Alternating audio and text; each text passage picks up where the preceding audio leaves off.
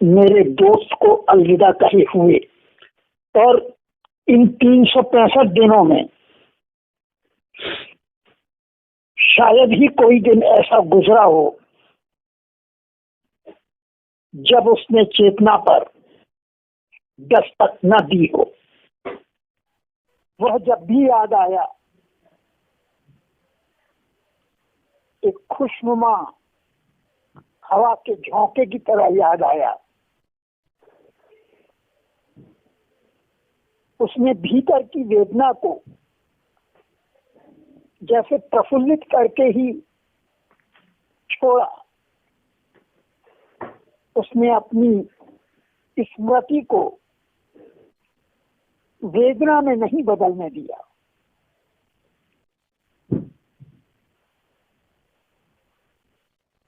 और जब वह आंखों के सामने से ओझल हुआ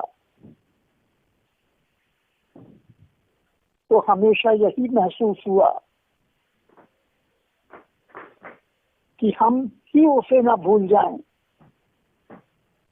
वह तो हमेशा हमारे आसपास है।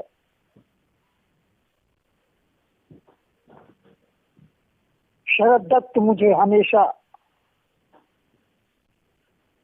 निर्गुण और सगुण दोनों रूप में नजर आती हैं। उनसे लगभग 2 दशक का रास्ता, उनके साथ हमारा लगभग 2 दशक का रास्ता उनके निर्गुण स्वरूप के साथ ही कटा है। हमने उन्हें पहली बार 1989 में जाना था और उस पहली निर्गुण मुलाकात ने ही मुझे उनका आशिक बना दिया था। और यह निर्गुण मुलाकातें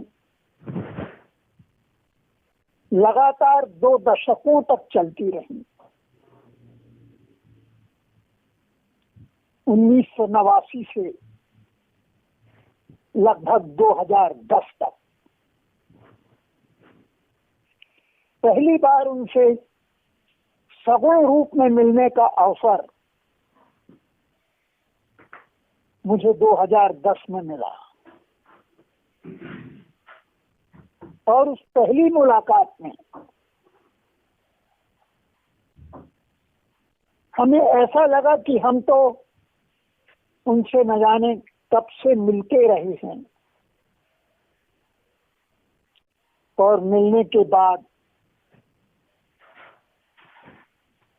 प्रेस क्लब ऑफ इंडिया की बिल्डिंग में प्रवेश करते हुए न उन्होंने मुझसे मेरे बारे में कुछ पूछा और न हमने उनसे उनके बारे में। और वह शाम जो एक रंगीनी से आबाद हुई, उसके बाद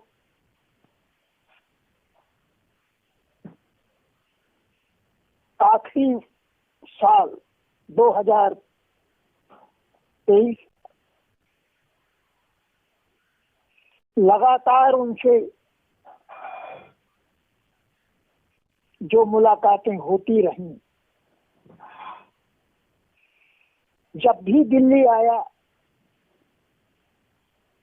शायद ही कोई ऐसी शाम बची हो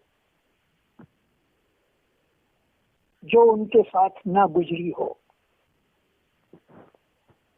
और वे मुलाकातें दिन ब दिन गाढ़ी होती चली गईं, दिन ब दिन रंगीन होती चली गईं, दिन ब दिन न जाने कितने कितने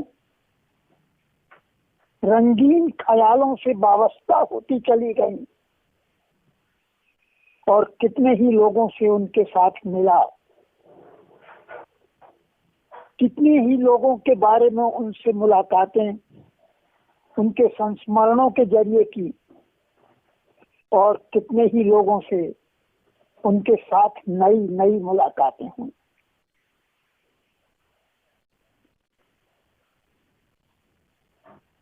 शरद दत्त सिर्फ हिंदी सिनेमा संगीत ही नहीं, तमाम तरह की संगीत की विधाओं से, संगीत के स्वरूपों से उनसे मिलकर जाना, उनकी मित्रताओं के बारे में जाना, उनकी मित्रताओं से लाभान्वित हुआ और उनके साथ सिनेमा के दुर्लभ रंगों को एक साथ मिलकर और रंगीनी में जाना। दिलीप कुमार से उनके द्वारा जो मैंने जाना, वह दिलीप कुमार से बहुत गहराई से न मिल पाने की अपनी कमी को पूरा करने वाला साबित हुआ। उन्होंने जिस गर्मजोशी के साथ, जिस गहराई के साथ, जिस विशेषज्ञता के साथ दिलीप से हमें परिचित कराया, वह हमें और कहीं से नहीं हो सकता था। राज कपूर और देवानंद, इन दोनों शख्सियतों से तो मुझे भरपूर मेल जोल का मौका मिला, परंतु दिलीप कुमार से मेरी मुलाकात सिर्फ उनके बहुत बाद के समय में सिर्फ दर्शन तक ही सीमित थी। वे सिनेमा के साथ ही साहित्य के बड़े गहरे जानकार और आशिक थे। उन्होंने दुनिया घूमी थी, दुनिया भर में उनकी दोस्तियां थी, दुनिया भर के मिजाज को उन्होंने अपने चश्मे से परखा था, जाना था और उसे बड़ी सहजता के साथ, बगैर किसी बड़प्पन को बीच में डाले, जिस तरह सामने रखा, वह अद्भुत था। सहगल के बारे में उनकी जानकारियां, सहगल के बारे में उनका लगाव और मंटो के बारे में उनकी जानकारियां और उनके साहित्य से उनका रिश्ता जिस तरह मुझे समृद्ध करने वाला बना, वह किसी और माध्यम के द्वारा मुमकिन ही नहीं था।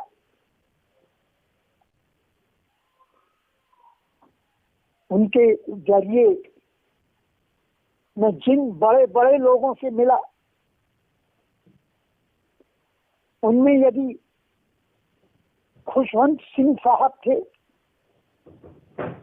तो उससे भी बढ़कर मंटो को 5 खंडों में दस्तावेज के रूप में प्रस्तुत करने वाले, जो मेरे दिल में गहराई से जो बात थी कि उनसे मेरी मुलाकात जरूर हो सके, क्योंकि मैंने उन्हें सिर्फ सहगल को एकत्र करने वाले, सहगल को एक जगह लाकर प्रस्तुत कर देने वाले लेखक के रूप में ही नहीं, अपितु मैंने उन्हें स्वयं एक सिद्धहस्त उर्दू कथाकार के रूप में भी जाना था। इसलिए मेरी बड़ी गहरी दिली इच्छा थी कि मैं बलराज मेंद्रा साहब से मिल सकूं और बलराज मेंद्रा साहब से जो मेरी दो दिवसीय ना कहें, 2 रात्रिकालीन पूरी मुलाकातें हुई और उस उम्र में हुई जो उनके जीवन की लगभग अंतिम समय की मुलाकातें थी। वे लगभग 86 वर्ष के थे उस समय, और उनसे जो रंगीन 2 मुलाकातें हुई और उनकी जो तल्लीनता मंटो के बारे में देखी, उनका जो अपनापन मंटो के बारे में देखा, उसने मुझे किसी रचनात्मक व्यक्तित्व को समझने की एक नई शक्ति दी। और शरद दत्त के साथ तो ऐसी न जाने कितनी कितनी कैसी कैसी रंगीन मुलाकातें हैं जो मेरे लिए बड़े ज्ञान का आधार बनी, जिंदगी को समझने का आधार बनी। उनको बयान कर पाना भी शब्दों में बहुत मुश्किल जान पड़ता है। कभी कभी ऐसा लगता है कि ये असमय या बहुत अनायास रूप से अचानक हमारे साथ से अलग हो गए। यूं तो वे हमारे बड़े भाई थे। चंद महीनों का अंतर था हमारी और उनकी उम्र में, और आज जब उन्हें याद कर रहा हूं, आज जब उन्हें उनकी पहली पुण्यतिथि पर याद कर रहा हूं, तो मुझे लगता है कि मैं कितना निर्धन हो गया हूं, कितनी बड़ी दौलत लुट गई है, और मैं उसे लुटते हुए देखकर सिवाय चुप रह जाने के, सिवाय उस बेचैनी को जज्ब कर लेने के अलावा और कुछ करने में समर्थ नहीं हूं। पहली बार शरद जी से मिला था तो मेरे साथ मेरा एक विद्यार्थी भी था, और जिस अंतरंगता से उन्होंने मुझे ग्रहण किया था, उसी अंतरंगता से उन्होंने अपने बेटे से भी कम उम्र का एक विद्यार्थी भी अपने संसर्ग में आत्मसात कर लिया था, और हम तीनों एक ही जमीन पर आकर बातें कर रहे थे। जो मेरा हमेशा अपने विद्यार्थियों के साथ तरीका रहा है, जो मेरे निकट आए, जो सिर्फ विद्यार्थी कक्षाओं भर में न होकर जिंदगी के साथ भी सहचर बने, उनके साथ और अंतरंगता कैसे प्रगाढ़ की जा सकती है, नई पीढ़ी से कैसे अंतरंगता प्रगाढ़ की जा सकती है, इसको उन्होंने एक कदम और आगे बढ़ाया। उनके सामने उम्र का तो जैसे कोई भेद ही नहीं था, और यही एक ऐसी बात थी जिसने मुझे शरद के बहुत से बहुत निकट किया। बड़े से बड़ा व्यक्तित्व भी उनकी नजर में उतना ही बड़ा था जितना कोई एक छोटे से छोटा सामर्थ्य वाला आदमी वे उसकी छोटी सी सामर्थ्य को बहुत बड़ा बनाकर देख लेते थे। उनसे मिलने के बाद कोई व्यक्ति खुद को और अधिक समृद्ध हुआ महसूस करता था। यही वे नई पीढ़ी को कहकर नहीं देते थे, अपने आचरण के द्वारा उसके भीतर स्थापित कर देते थे। यह हुनर मुझे लगता है, हमेशा लगा है, यह हुनर किसी भी व्यक्तित्व के बड़प्पन की सबसे बड़ी निशानी होती है। और यह बात बड़ी गहराई से शरद के भीतर पाई जाती थी। इसी ने उनको हजारों हजार का जानशीन बनाया था। इसीलिए जब उनका अभिनंदन ग्रंथ प्रकाशित हुआ था, तो वह अभिनंदन ग्रंथ मुझे हमेशा बड़े बड़े अभिनंदन ग्रंथों से भी बढ़कर महत्वपूर्ण लगा था, क्योंकि उसमें बड़ी छोटी सी हस्ती से लेकर महामहिम हस्तियों तक की जिज्ञासाएं थी, उनका विस्तृत विश्लेषण था। परंतु छोटे से छोटे व्यक्ति ने भी, साधारण से साधारण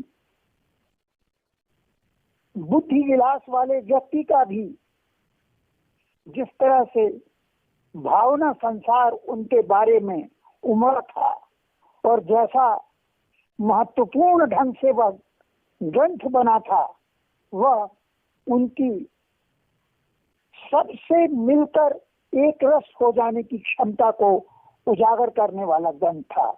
यही आज की पीढ़ी के लिए, आज के लोगों के लिए एक बहुत बड़ी समझाइश है उनकी, एक बहुत अंतरंग साहचर्य के साथ उनके साथ एकाकार हो जाने की उनकी क्षमता है, जो उनके व्यक्तित्व में भी दिखाई दी और उनके व्यक्तित्व से जो परिचित हुए उनकी समझदारी में भी इस ग्रंथ में दिखाई देती है।